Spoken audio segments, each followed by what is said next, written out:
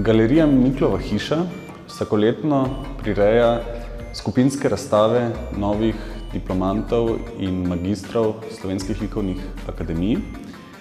In 5 let kasneje na povabilo galerije povabljeni kustos med skupino teh novih diplomantov in magistrov izpred 5 let izbere enega, ki mu priredi samostojno razstavo. Ta čast je letos doletela mene in med umetniki sem izbral slikarja Adriana Prasnika.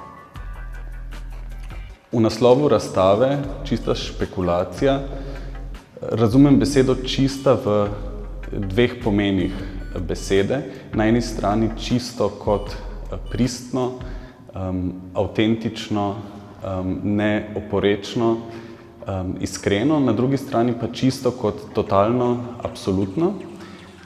In umetnik se v svojem ustvarjanju in delovanju nahaja v tem prekernem prostoru na eni strani med zelo intimnim procesom ustvarjanja umetnine, na drugi strani pa z vstopom na umetniški trg, na ta surov prostor, kjer pa pride zraven špekulacija, torej iskanje nekega ravnovesja med tema 2 svetovama. Tukaj mislim, da je avtorjevo zanimanje.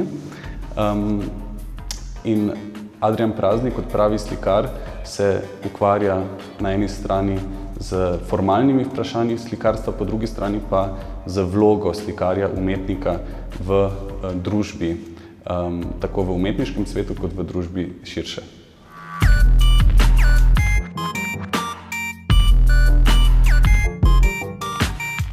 Adrian je v začetku svojega ustvarjanja v času študija in kmalu zatem slikal predvsem velika platna in na njih so se pojavljale velike figure superjunakov, pin-up deklet, filmskih pošasti.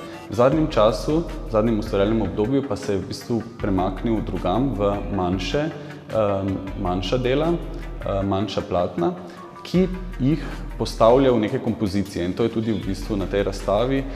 Je šlo za to, da sva z Adrianom skupaj prišla v prostor, sem prinesla ogromno število njegovih del, rečimo okoli 70 del, in potem počasi izbirala in kombinirala ta dela med seboj. Tako v smislu barve, v smislu pristopa k ustvarjanju in v bistvu ustvarila neke triptihe, skupke različnih del.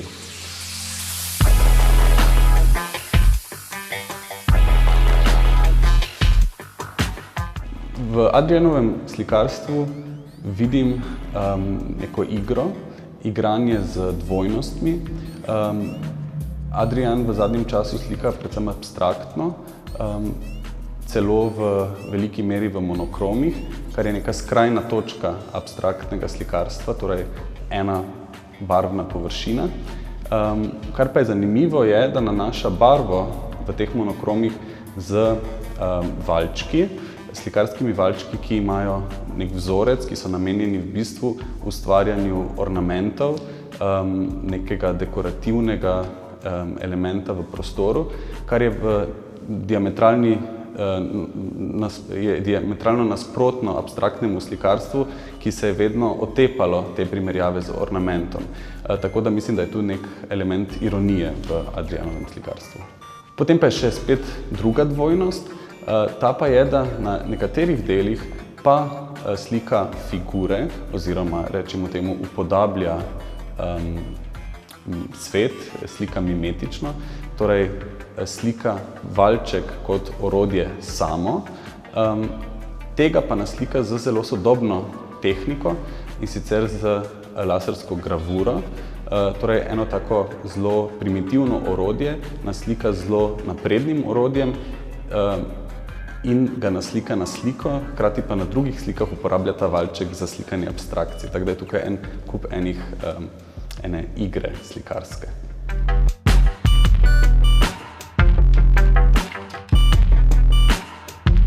Ko sem se odločil za osnovno metodologijo, sem iskal izgled umetniških del, ki ni najbolj sodoben. Iskal sem dela, ki imajo neko drugačnost, ki že v sami osnovi ne ustrezajo najbolje času. Znotraj tega pa sem uporabljal postopke recimo laserske gravure, ki so popolnoma drugačni od klasičnega pojmovanja slikanja. To se pravi, valjčke same sem poskeniral in sprintal, povečal, pomanjšal različno. To se pravi, operiral sem pravzaprav s tehnologijo, ki je iz današnjega časa, s tehnologijo, ki govori o nečem drugem, in dosegel sem nekakšno presečišče tega, kar je bilo, in možnosti, ki se pojavljajo danes. To se pravi, možnosti, ki odpirajo neke nove dimenzije, s katerimi pravzaprav večinoma ljudje operirajo na popolnoma drugačnih ravneh, kot sem jaz operiral z njimi pri tej seriji slik. Slikopleskarski valjčki so še ena izmed mnogih stvari, ki se izdajajo za nekaj drugega, kot so. Prvo so bili poceni nadomestek tapet, predtem so se za to uporabljale šablone. Oba pristopa pa govorita o želji po ustvarjanju, o tem, da se na nek uporaben predmet oziroma na prostor prenese neka estetska ali dekorativna vrednost.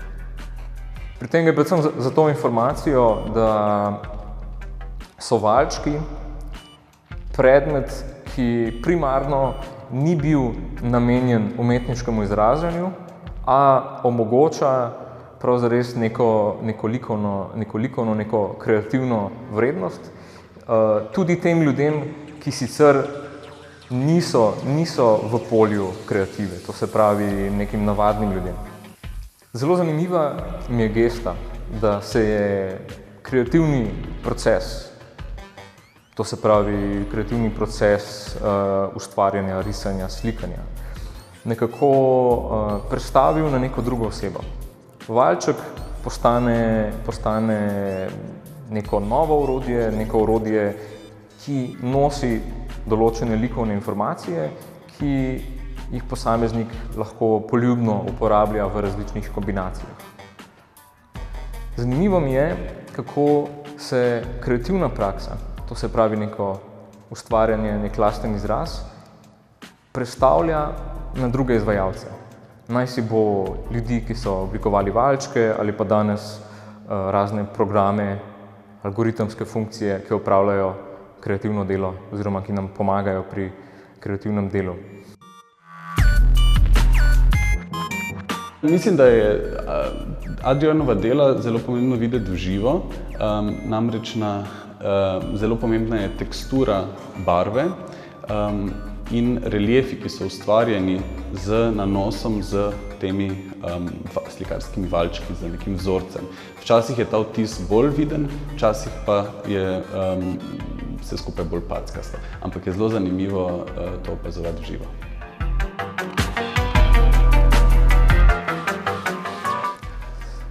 Pri produkciji novih del sem se predvsem ukvarjal z metodologijo, kako producirati sliko in umetniška dela. Predvsem sem se osredotočil na postopke, ki so značilni za prehod iz manualne, to se pravi ročne proizvodnje v industrijsko, v množično proizvodnjo. In v tem oziru me je zanimalo, kaj se zgodi z umetniškim delom, ki se reproducira, z umetniškim delom, ki postane res blizu polindustrijski, skoraj strojni proizvodnji. To se pravi delo, ki na nek način ni personificirano v tem oziru, da ga zaznamuje neka umetniška poteza. Tukaj je potrebno dodati sicer to, da so dela, da dajejo vtis, dajejo izgled tega, da so unikatna, da so posebna, res na neki ravni sicer so. Gre pa v bistvu za postopek, pri katerem sem se trudil, da sem čim bolj monoton, za postopek, ki je čim bolj ponovljiv.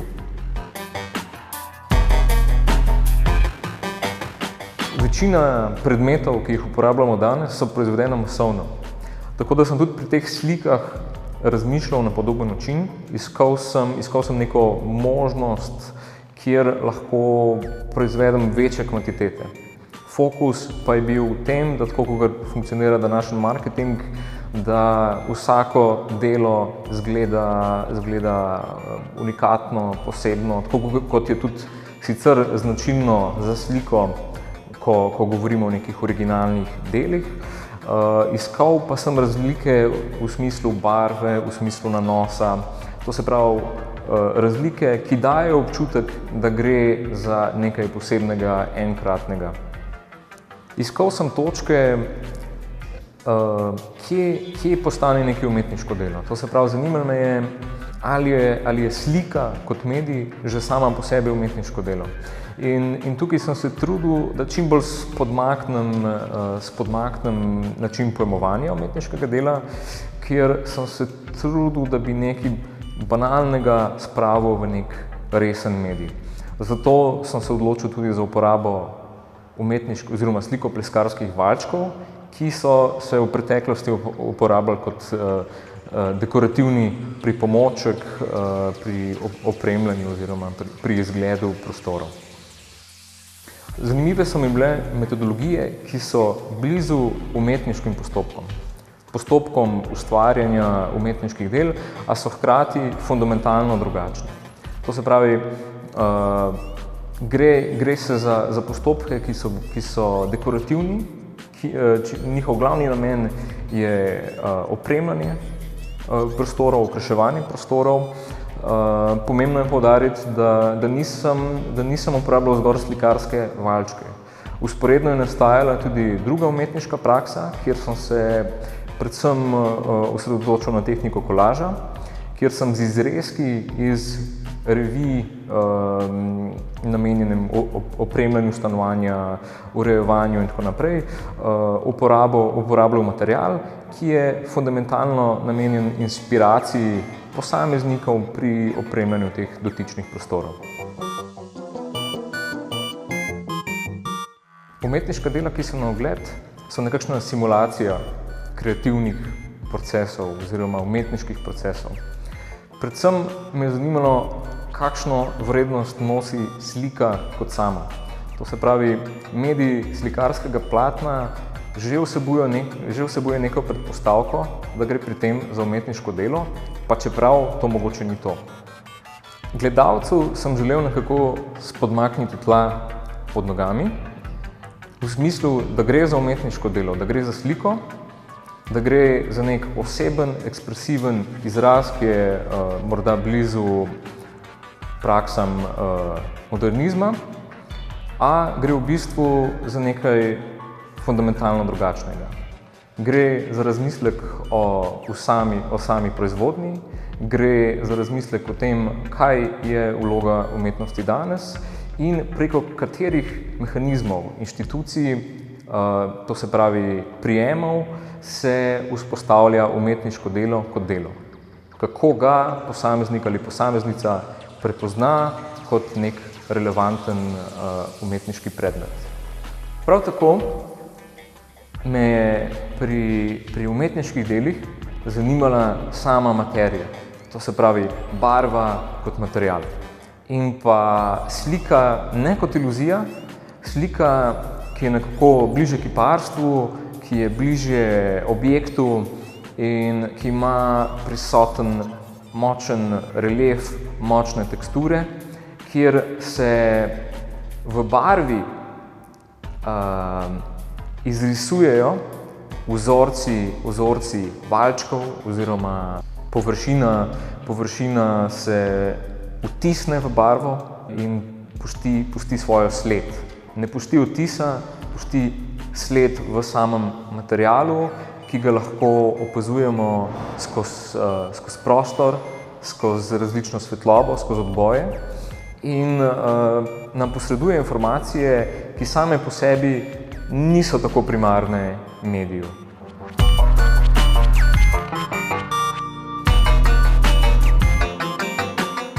Razmišljal sem o podobah kot o posledici.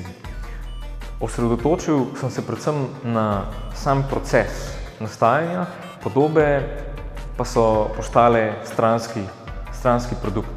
To se pravi nekaj, kar se je zgodilo skozi samo produkcijo teh del. Zanimivo mi je bilo, kako so danes pri samem ustvarjanju stvari že avtomatizirane.